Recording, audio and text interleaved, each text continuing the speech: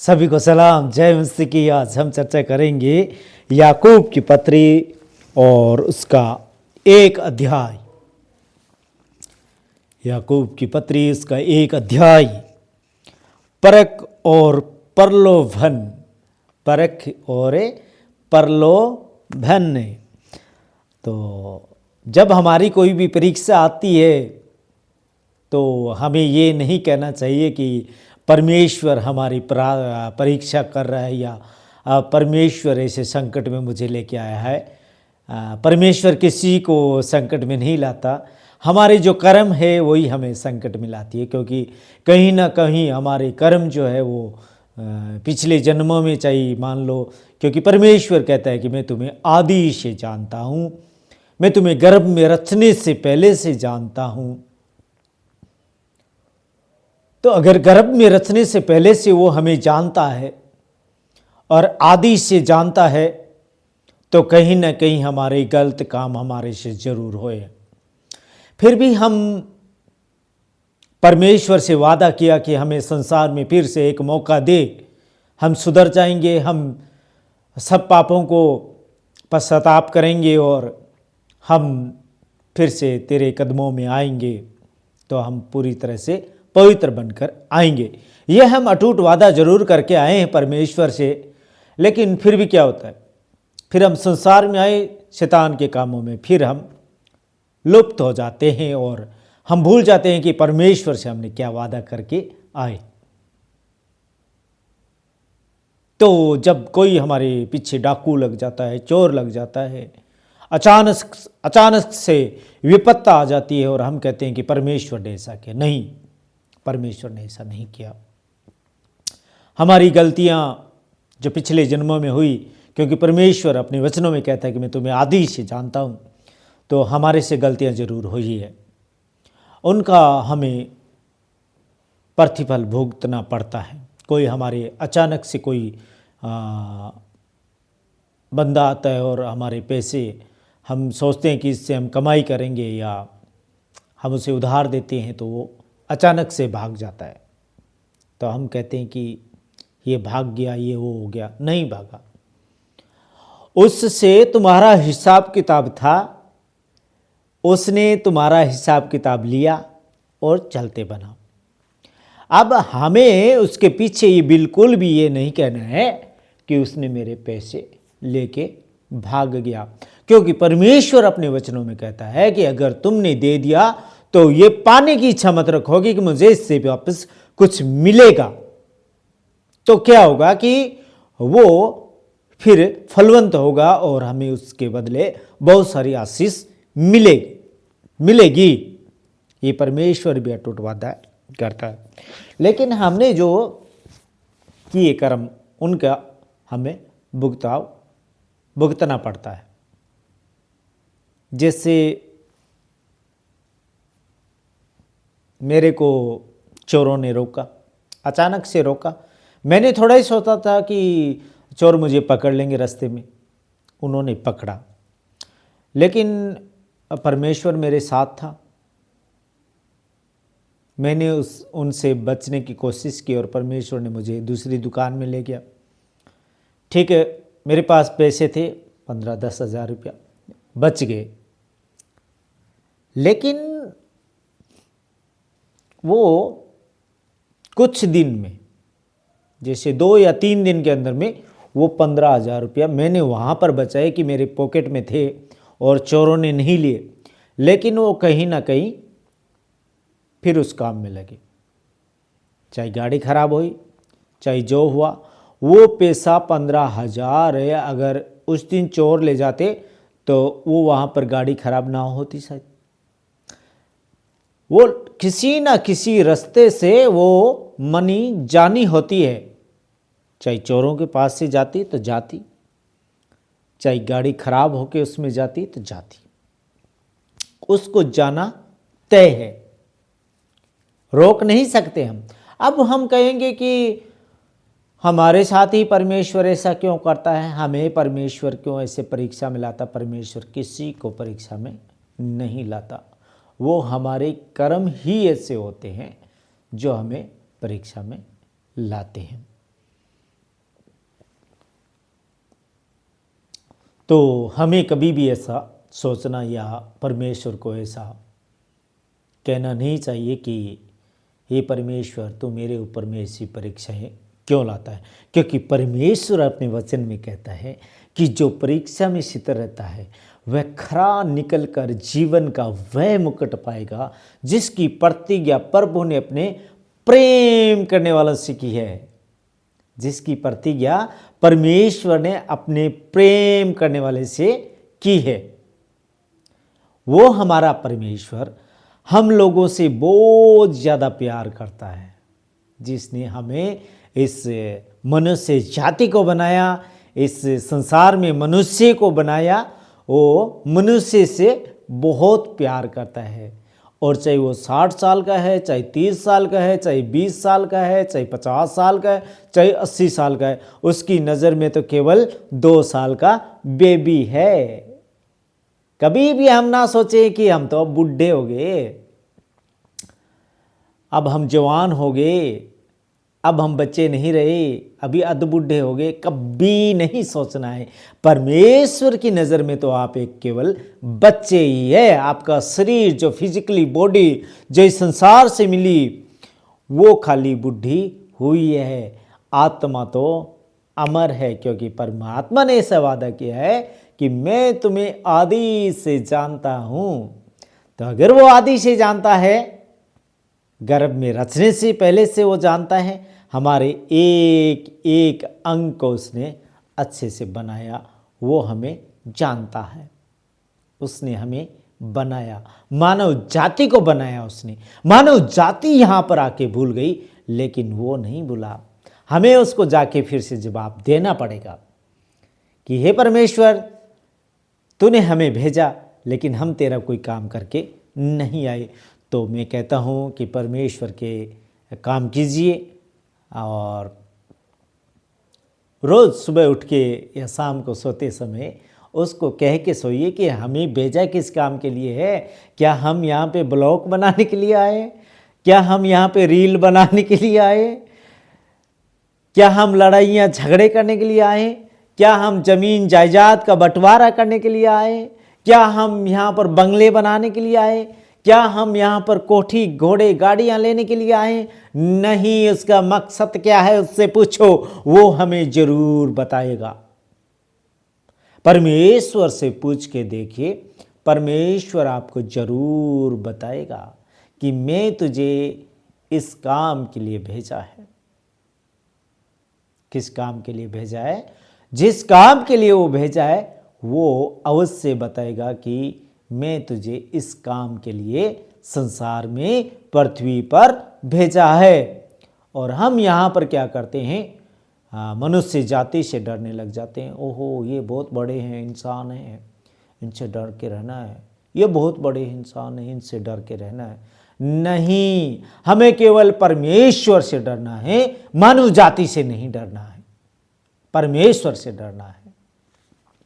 तो यहाँ पर कह रही है याकूब की पत्री उसकी 1 अध्याय और 12 आयत ये कह रही है कि धन्य है वह मनुष्य जो परीक्षा में शीतल रहता है, क्योंकि वह खरा निकल कर जीवन का वह मुकुट पाएगा जिसकी प्रतिज्ञा प्रभु ने अपने प्रेम करने वाले से की है। खरा निकल कर, अगर हम परीक्षा जो हमारे ऊपर आती है, चाहे हम किसी संकट में फंस जाते हैं, तो वो होती है परीक्षा। और उस परीक्षा में परमेश्वर को नहीं भूलना चाहिए, परमेश्वर को याद करते रहना चाहिए।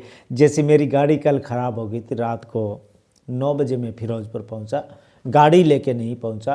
किसी मेरे सज्जन मित्र ने मुझे कहा कि तेरी गाड़ी अब आज तो जाएगी नहीं, कल मिस्त्री आएगा, कल ठीक करेगा, फिर ही तेरी गाड़ी यहाँ से जाएगी। तो मैं वहाँ से 30 किलोमीटर दूर था, तो उन्होंने मुझे कहा कि बाइक ले जाओ। तो सुनसान रोड पे मैं बाइक लेके आ रहा हूँ, लेकिन परमेश्वर को याद करते हुए आ रहा हूँ। तो परमेश्वर हमारे साथ होता है। और जब वो गाड़ी का चक्का वहाँ से टूट के निकला, तो वो बॉडी के नीचे वो आके फंस गया। अगर वो चक्का वहाँ से निकल जाता पूरी तरह से, तो क्या होता था? गाड़ी पलटी होती। लेकिन परमेश्वर कहता है, मैं मेरे फरिश्ते तेरे साथ हमेशा रखता हूँ।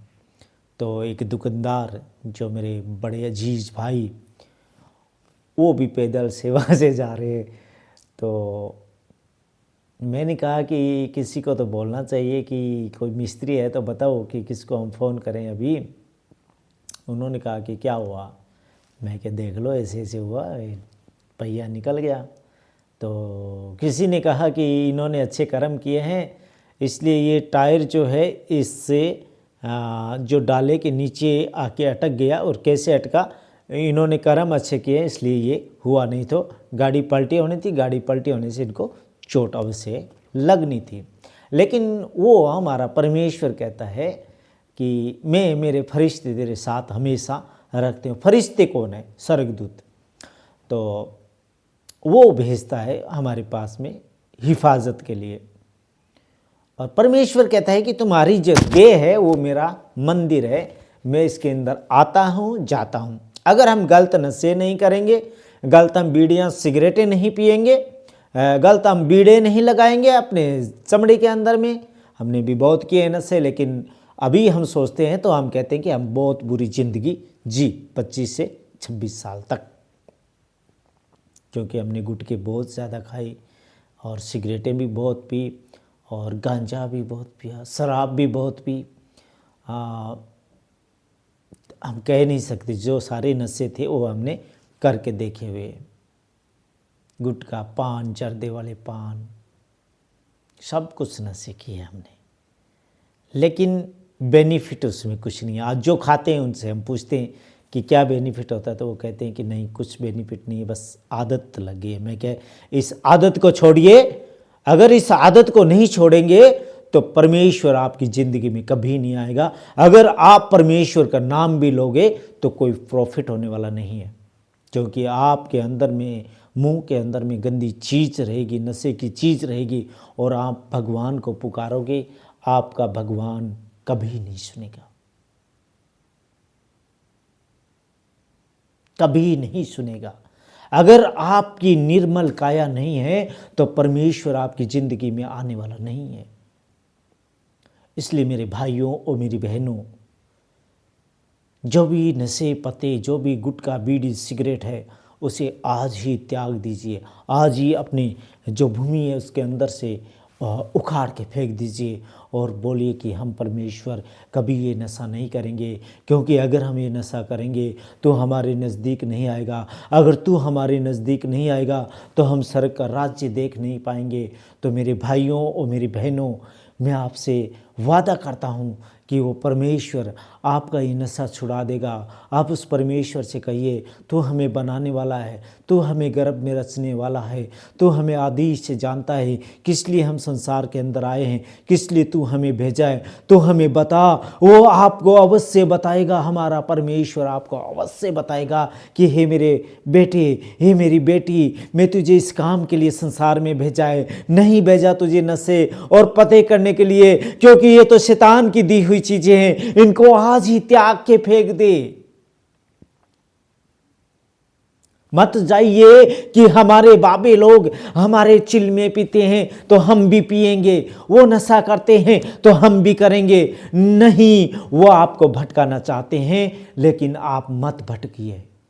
आप एकमात्र परमेश्वर से पूछिए कि हमें किस लिए इस संसार के अंदर भेजा है, वो रास्ता आपको अवश्य बताएगा।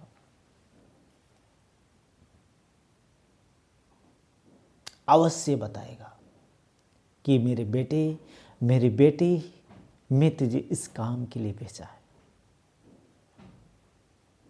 क्या हम बीड़ियाँ, सिगरेट, जर्दा, गुटखा, बीड़ियाँ खाने के लिए यहाँ पर आए हैं? क्यों हमारी ज़िंदगी को बर्बाद कर रहे हैं हम? मेरे भाइयों, मेरी बहनों, बहुत गहन चिंतन करने का विषय है।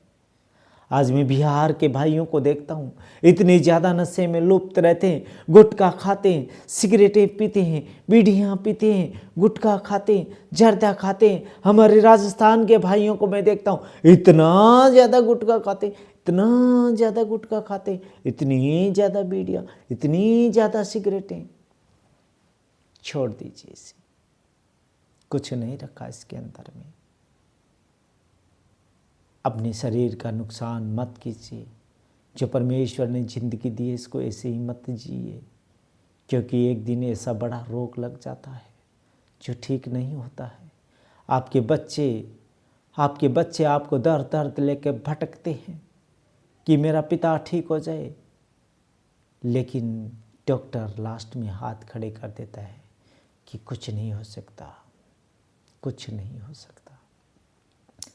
तो मेरे भाइयों, मैं आपसे अपील करता हूँ कि परमेश्वर को आप अपने हृदय में लागू कीजिए और परमेश्वर से पूछे कि हमें किस लिए भेजा है तू धरती पर। तू हमें बता, हम भूल गए हैं, हम भूल चुके हैं यहाँ पर आके, अब तू हमें सिखा कि हम क्या करें। वो आपका अवश्य बताएगा, वो आपका अवश्य बताएगा।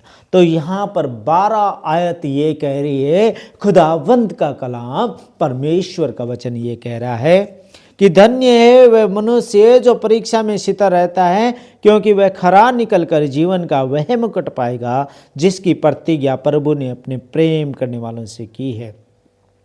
13 आयत ये कह रही है, जब किसी को परीक्षा हो, किसी की परीक्षा हो तो वह ये ना कहे कि मेरी परीक्षा परमेश्वर की ओर से होती है, क्योंकि न तो बुरी बातों से परमेश्वर की परीक्षा हो सकती है और न वह किसी की परीक्षा आप करता है।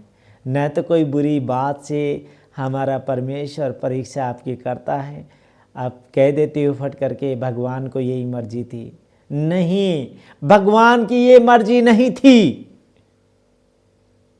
ये हमारे कर्म किए हुए थे, उनका लेखा हमें इस संसार के अंदर देना पड़ता है, हम दे दिए।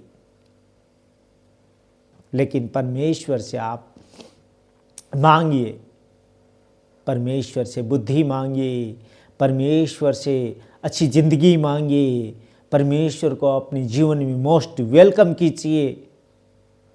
तो जो परीक्षाएं आती है वो एकदम हल्की सी लगती है,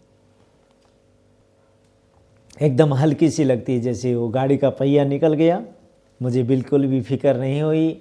मैंने कहा परमेश्वर तो अब कहाँ क्या करेगा मुझे नहीं पता है, क्योंकि ना तो मैं कोई यहाँ पे मिस्त्री को जानता हूँ जिसको मैं फ़ोन कर दूँ कि भाई आजा, क्योंकि मैं तो जानता हूँ तो फिरोज़पुर के अंदर जानता हूँ, दूसरे गांव में तो नहीं जानता किसी मिस्त्री को। तो अब तू ही करना है जो करना है। तो वो दुकानदार ब्रदर मेरा आया और मुझसे कहा कि क्या हुआ, तो मैंने कहा ये प्रॉब्लम होगी। तो उन्होंने यहाँ ले गए, वहाँ ले गए, जिनको फ़ोन करना था वो आए, सब कुछ किया। लास्ट में नहीं हुआ तो उन्होंने कहा अच्छी जगह पे गाड़ी को खड़ी करवा के मुझसे कहा ये बाइक है और तू चला जाए फिरोज़पुर, सुबह आके इसको ठीक करा लो, क्योंकि यहाँ पर कुछ नहीं मिलता। तो वो होते परमात्मा के भेजे हुए फरिश्ते।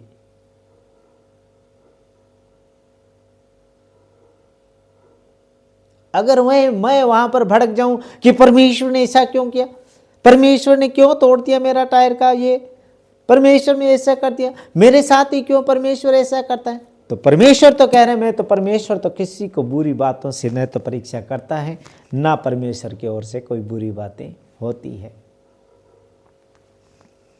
कभी भी ऐसा ना कहे कि भगवान हमारे साथ ऐसा क्यों करता है। भगवान हमारे साथ ऐसा नहीं करता है। 13 में कह रहा है, जब किसी की परीक्षा हो तो वह ये ना कहे कि मेरी परीक्षा परमेश्वर की ओर से होती है, क्योंकि न तो बुरी बातों से परमेश्वर की परीक्षा हो सकती है और न वह किसी की परीक्षा आप करता है, न किसी की परीक्षा वो आप करता है। परंतु प्रत्येक व्यक्ति अपनी ही अभिलाषा से खींचकर और फंसकर परीक्षा में पड़ता है। प्रत्येक मनुष्य फिर अभिलाषा, परंतु प्रत्येक व्यक्ति अपनी ही अभिलाषा से खींचकर और फंसकर परीक्षा में पड़ता है। फिर अभिलाषा गर्भवती होकर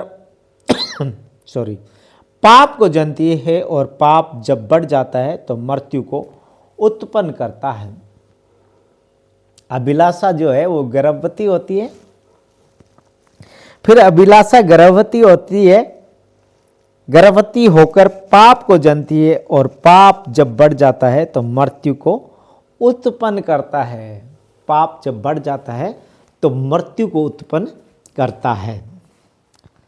हे मेरे प्रिय भाइयों, धोखा न खाओ, क्योंकि हर एक अच्छा वरदान और हर एक उत्तम दान ऊपर ही से है, क्योंकि ज्योतियों के पिता की ओर से मिलता है, जिसमें न तो कोई परिवर्तन हो सकता है और न अदल बदल के कारण उस पर छाया पड़ती है। उसने अपनी ही इच्छा से हमें सत्य के वचन के द्वारा उत्पन्न किया, ताकि हम उसकी सृष्टि की हुई वस्तुओं में से एक प्रकार के प्रथम फल हो, ताकि हम उसकी सृष्टि की हुई वस्तुओं में से एक फल हो, सृष्टि की वस्तुओं में से एक प्रकार के प्रथम फल हो। तो हमें परीक्षा में शीतल रहना है, क्योंकि जो परीक्षा में शीतल रहता है वह खरा निकल कर जीवन का वह मुकुट पाएगा, जिसकी प्रतिज्ञा प्रभु ने अपने प्रेम करने वालों से की है। और जब हम अनेक अभिलाषा में फंस जाते हैं, फिर क्या होता है कि वह गर्भवती होती है और पाप को जन्म देती है, क्योंकि हमारी अभिलाषाएं बहुत होती है कि हम ये कर लें, हम वो कर लें। तो जैसे गुटखा, बीड़ी, सिगरेट, ये भी एक अभिलाषा है। तो अभिलाषा से हमें लड़ना है। हमें अपने जीवन को, जो परमेश्वर ने इतना सुंदर जीवन दिया है, अगर मैं यहाँ पर अभी इस वक्त प्रेजेंट टाइम में मैं आपको बताता हूँ कि मैं अगर गुटखा खाऊं तो मैं इस पवित्र शास्त्र को मैं हाथ भी नहीं लगा सकता। क्यों नहीं लगा सकता? क्योंकि मेरे मुंह के अंदर गलत चीज़ है, ठीक है, गलत चीज़ है और उसका मैं सेवन कर रहा हूँ। गंदी चीज़ है, मुझे पता है, मैं उसका सेवन कर रहा हूँ। अब मैं उसका सेवन करते हुए, गुटखे का सेवन करते हुए मैं ठीक से बोल नहीं पाता, जो अभी मैं क्लियरली बोल रहा हूँ। और ऐसे ही मेरे 25 इयर्स के अंदर में मेरे साथ ऐसा ही हुआ है। तो जब मेरे पास परमेश्वर का वचन मेरे पास पहुंचा, ये शास्त्र मेरे पास पहुंचा, पवित्र शास्त्र मेरे पास पहुंचा, तो मैंने इसमें पढ़ना चालू किया। तो धीरे धीरे मेरी शराब छूट गई, मैं एक नशे से आज़ाद हो गया। उसके बाद से मेरे धीरे धीरे गुटखे भी छूट गए, धीरे धीरे बीड़ियाँ सिगरेटें भी छूट गई, जर्दा खाता था वो भी छूट गया।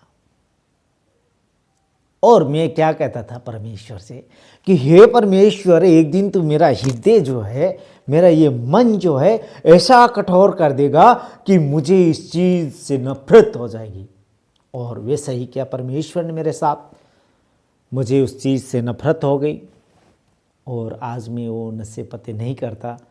तो अभी मैं यूट्यूब पे वीडियो डालता हूँ और हर एक वीडियो में मैं नशे की बात करता हूँ कि परमेश्वर नहीं चाहता कि आप नशे करो।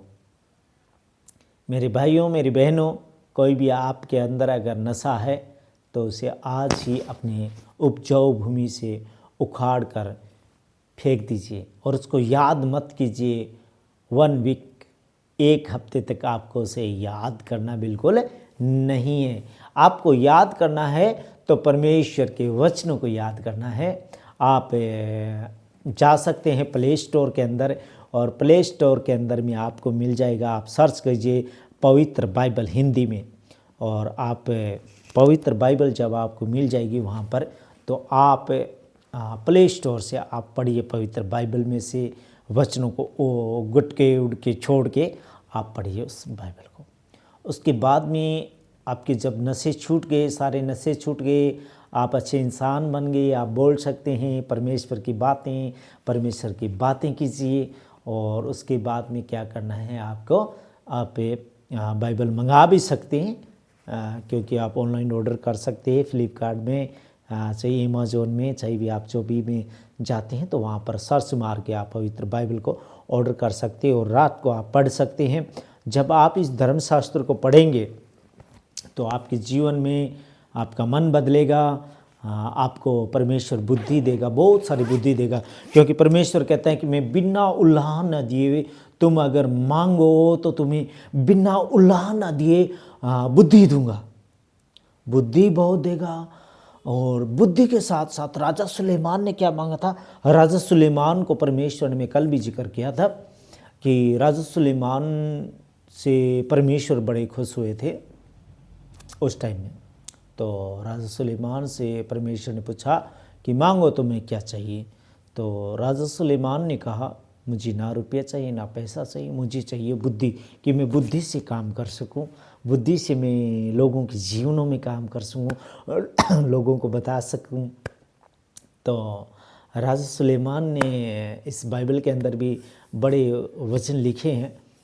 तो जब बुद्धि राजा सुलेमान को मिली तो परमेश्वर ने कहा इसने मुझसे मांगा केवल बुद्धि, तो बुद्धि के साथ साथ उसको परमेश्वर ने और भी बहुत कुछ, रुपया, धन दौलत, बहुत कुछ दिया। तो राजा सुलेमान ने कहा, मैं बार बार जिक्र करता हूँ, मुझे बहुत अच्छा लगता है कि तुम आपस में लड़ो मत। मनुष्य से कहा कि आपस में लड़ाई झगड़ा बिल्कुल नहीं करना है, परमेश्वर से प्रेम करना, सारे मन से, तन से, धन से परमेश्वर से प्रेम करना। और दूसरी बात क्या करनी है? अपने पड़ोसी से भी अपने समान प्रेम रखना है। पड़ोसी कौन है? जो आपके साथ रोज़ मिलते जुलते हैं, आपसे बातें करते हैं, उनके साथ प्रेम रखना है। किसी से झगड़ा रगड़ा नहीं लगाना है। झगड़ा परमेश्वर को बिल्कुल अच्छा नहीं लगता है। तो आपको करनी है बातें परमेश्वर के साथ। जब आप बातें करेंगे, आप परमेश्वर को पुकारेंगे, परमेश्वर का मोस्ट वेलकम कीजिए, अपने जीवन के अंदर लागू कीजिए परमेश्वर को। तो राजा सुलेमान कहता है कि चींटियों के ऊपर में नज़र डालो कि वो कैसे एकजुट रहती है। वैसे ही उसने कहा है कि मनुष्य भी एकजुट रहे। अगर एकजुट रहेंगे तो एकजुटता में बहुत बड़ी ताकत है। हमारी राजस्थानी में एक कहावत है कि बंदी बुहारी लाख की खुल गई तो खाक की। तो अगर झाड़ू बंदी होती है तो उससे सफाई की जा सकती है, अगर वो खुल गई तो किसी काम की नहीं है। तो मेरे भाइयों और मेरी बहनों, एकजुट रहिए, अपने परिवार के साथ बने रहिए।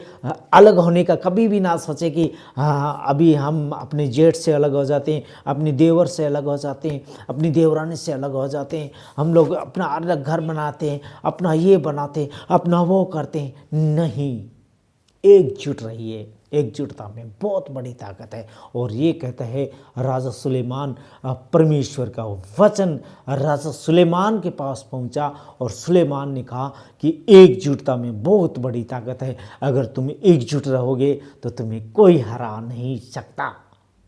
चाहे जिस किसी भी धर्म का होने दो, एकजुट रहो, क्योंकि परमेश्वर ने बनाया है मनुष्य, और मनुष्य आज अलग अलग धर्मों में बट रहा है। तो यही पवित्र बाइबल ऐसा कहती है कि राज्य के ऊपर राज्य चढ़ाई करेगा। पहले संसार के ऊपर चढ़ाई करेगा, फिर देश के ऊपर चढ़ाई करेगा, फिर राज्य के ऊपर चढ़ाई करेगा, फिर जिले के ऊपर चढ़ाई हो जाएगी, स्टेट में लड़ाइयाँ हो जाएगी, और एक राज्य के ऊपर दूसरा राज्य चढ़ाई करेगा कि ये मेरा है, ये मेरा है। उसके बाद में जाति पर चढ़ाई करेगी। आज आप देख रहे हैं अनेक जातियां लड़ने के लिए तैयार होती जा रही हैं। मैं किसी को इन्वॉल्व करना नहीं चाहता, लेकिन जो इसमें वचन लिखे गए हैं वह सत्य लिखे गए हैं कि राज्य के ऊपर राज्य चढ़ाई करेगा, जिले के ऊपर जिला चढ़ाई करेगा, और जाति के ऊपर जाति चढ़ाई करेगी। तो मेरे भाइयों, मेरी बहनों, एकजुट रहिए। एकजुटता में बहुत बड़ी ताकत है, क्योंकि परमेश्वर ने बनाया है केवल मनुष्य, और मनुष्य हम हैं।